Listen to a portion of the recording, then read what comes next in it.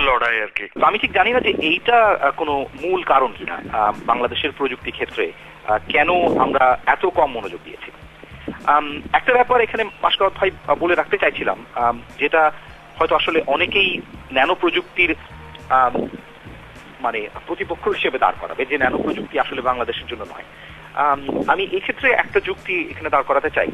আমরা জাতিসংঘের যে মিলেনিয়াম গোল আছে, যে 8টি মিলেনিয়াম গোল জাতিসংঘ উপস্থাপন করেছে, তার ভিতরে যদি আপনি প্রতিটি মিলেনিয়াম গোলকে আলাদা করে দেখেন, যেমন দারিদ্র দূরীকরণ বলেন, অথবা আপনি জেন্ডার ইকুয়ালিটির কথা বলেন, এবং মানে নারী উন্নয়ন এবং নারীর মানে নারী শক্তির যেই উইমেন এম্পাওয়ার বলা হয়েছে, আমরা যদি শিক্ষাগত উন্নয়নের কথা বলি, আমরা যদি চাইল্ড মর্টালিটির কথা বলি, শিশু মৃত্যু হার কমাবার কথা বলি, মায়েদের স্বাস্থ্যের উন্নয়নের কথা বলি, HIV AIDS এর যে দিকটির কথা বলা হচ্ছে সেটির কথা বলি, প্রতিটি দিককে যদি আলাদা করে দেখা হয় তা দেখা যাবে যে ন্যানো টেকনোলজি প্রায় এই 8টির ভিতরে 6টি মূল যে গোল, মিলেনিয়াম গোল, সেই 6টি গোলে বিশেষভাবে ভূমিকা রাখতে পারে। এটি আসলে আমার রিসার্চ ফাইন্ডিং নয়। পিটার সিঙ্গার নামে একজন অত্যন্ত নামকরা পলিটিক্যাল সায়েন্টিস্ট, উনি আসলে বিভিন্ন দিকে কাজ করেছেন। উনি বিজ্ঞানেও যেমন কাজ করেছেন, উনি পলিটিক্যাল সায়েন্সেও কাজ করেছেন। উনি ইউনিভার্সিটি অফ টরন্টোর একজন প্রফেসর। উনি এই মুহূর্তে foreign secretary of Canadian environmental health and safety ministry. তো উনি একটি নিবন্ধ রচনা করেছেন যেখানে পরিষ্কারভাবে দেখানো হচ্ছে যে কিভাবে ন্যানো প্রযুক্তি মিলেনিয়াম গোলের সাথে অ্যালাইন, এবং উনি বলছেন যে এনার্জি স্টোরেজের ক্ষেত্রে কি করে কাজ করতে পারে, যেটি মিলেনিয়াম গোলের 7 নম্বর গোল, যেখানে বলা হচ্ছে সাস্টেইনেবল ডেভেলপমেন্ট কি করে করা যায়, এনভায়রনমেন্টাল সাস্টেইনেবিলিটি কি করে আনা যায়, সেখানে এনার্জি ডেভেলপমেন্টের ক্ষেত্রে ন্যানো প্রযুক্তির ব্যবহারের কথা আমি আগেই বলেছি আপনাকে। এগ্রিকালচারাল প্রোডাক্টিভিটি, যেই আমরা কৃষিক্ষেত্রে কি করে ন্যানো প্রযুক্তি ব্যবহার করে সারের উন্নয়ন করতে পারি, কি করে কীটনাশক হিসেবে ন্যানো প্রযুক্তি ব্যবহার করতে পারি, সেইটি কিন্তু মিলেনিয়াম গোলের প্রায় দেখা যাচ্ছে 4টি যে মূল গোল, সেই গোল চিহ্নিত করে। এছাড়াও আরো অনেক এক্সাম্পল রয়েছে। ওয়াটার ট্রিটমেন্ট এন্ড রেমিডিয়েশন, আমরা আজকে বাংলাদেশে দেখছি যে ঢাকা শহরে পানির কি সমস্যা। তো সেই ওয়াটার ট্রিটমেন্টের জন্য পানির যে বিশুদ্ধ পানি, পেয় পানি মানুষের কাছে পৌঁছে দেওয়ার জন্য ন্যানো প্রযুক্তির ব্যবহার এখন প্রকট, এবং বিশেষ করে মার্কিন যুক্তরাষ্ট্রে অনেক গ্র্যান্ট এখন দেওয়া হচ্ছে, অনেক অর্থ যোগান দেওয়া হচ্ছে এই ধরনের কাজ করবার জন্য। এবং আমার ব্যক্তিগত গবেষণা আসলে ন্যানো প্রযুক্তি ব্যবহার করে কি করে পানি বিশুদ্ধ করা যায় সেই দিকে। কিন্তু এই প্রযুক্তি ব্যবহার করার জন্য যে অর্থনৈতিক সামর্থ্য দরকার, সেটা কি বাংলাদেশের আছে কিনা?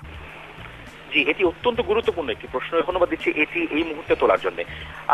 আমি এখানে আসলে তাত্ত্বিক দিকে, অর্থনীতির তাত্ত্বিক দিকে আমার জ্ঞান খুবই সীমিত, কিন্তু আমি যেটুকু বুঝি তাতে এইরকম দাঁড়ায় আমার আন্ডারস্ট্যান্ডিং।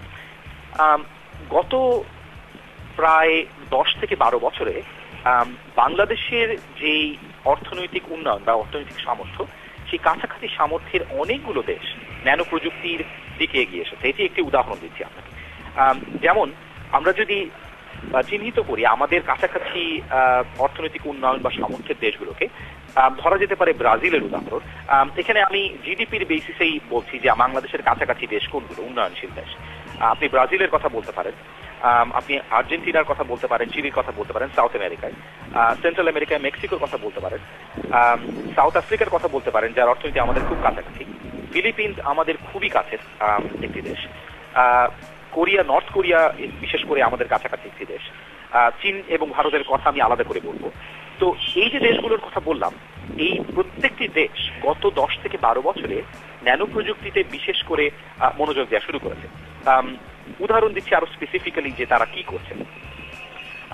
যদি আমরা চায়নার কথা ধরি, চায়নার একটি অত্যন্ত বড় ইকোনমি এখন। তারা হাইটেক প্রযুক্তি, পার্টিকুলারলি ইনফরমেশন টেকনোলজি বা তথ্য প্রযুক্তিতে অনেক এগিয়ে গেছে, এবং সেই জন্য চায়নার ন্যানো প্রযুক্তিতে কিন্তু অনেক বেশি এজ আমরা এখনই দেখছি।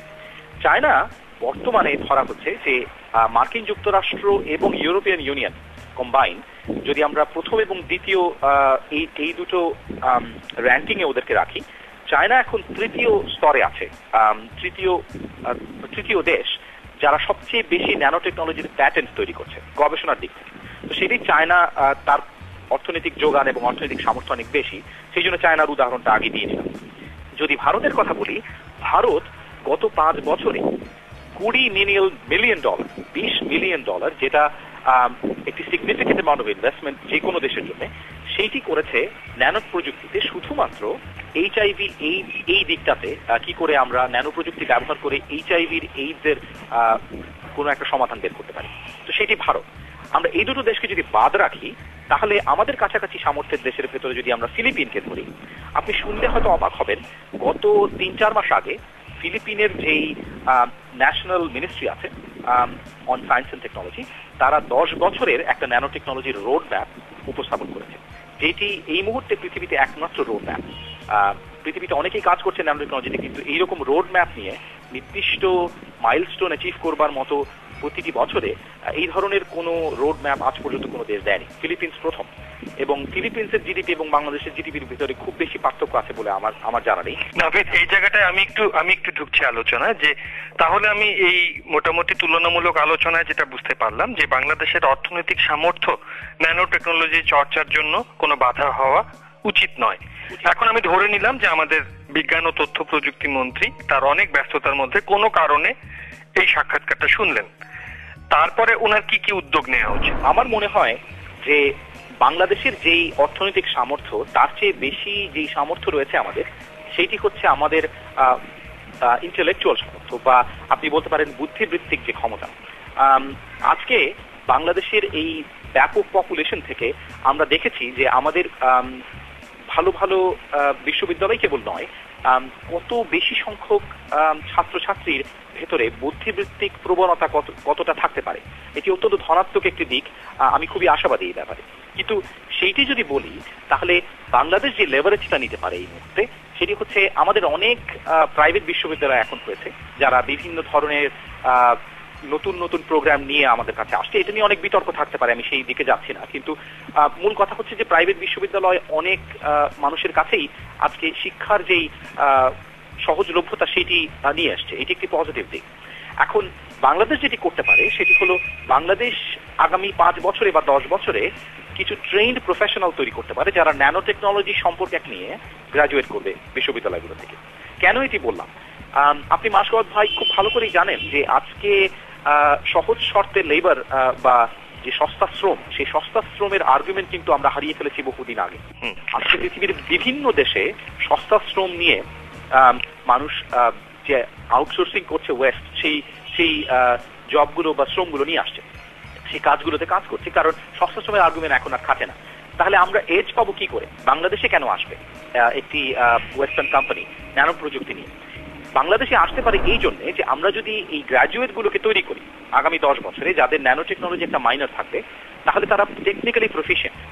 এই মুহূর্তে টু ডেট পৃথিবীর কোনো দেশে, কোনো including United states, Australia, Japan, যেখানে ন্যানো টেকনোলজি নিয়ে প্রচুর কাজ হয়, এবং ইউরোপ, কোথাও ন্যানো প্রযুক্তিতে মাইনর দিয়ে কোনো প্রোগ্রাম নেই। কোনো ফর্মালাইজড ন্যানো প্রযুক্তির শিক্ষাগত যে ইমপ্লিমেন্টেশন সেটি হয়নি।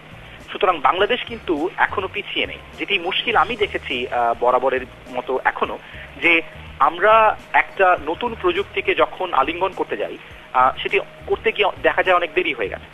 যেমন আমরা এখন তথ্য প্রযুক্তি নিয়ে আমরা আন্দোলন করেছি, আমরা বলেছি আমরা ডিজিটাল বাংলাদেশ করব, খুবই ভালো একটি পদক্ষেপ। কিন্তু মুশকিল হয়ে দাঁড়িয়েছে এই যে যখন ভারত তথ্য প্রযুক্তির দিকে এগিয়ে গেছে, যখন চায়না তথ্য প্রযুক্তির দিকে এগিয়ে গেছে, সেটি আমাদের থেকে 30 বছর আগের কথা। যদিও আমাদের জন্মের প্রশ্ন এখানে আছে যে আমরা কেবল 40 বছর আগের পুরনো একটি দেশ।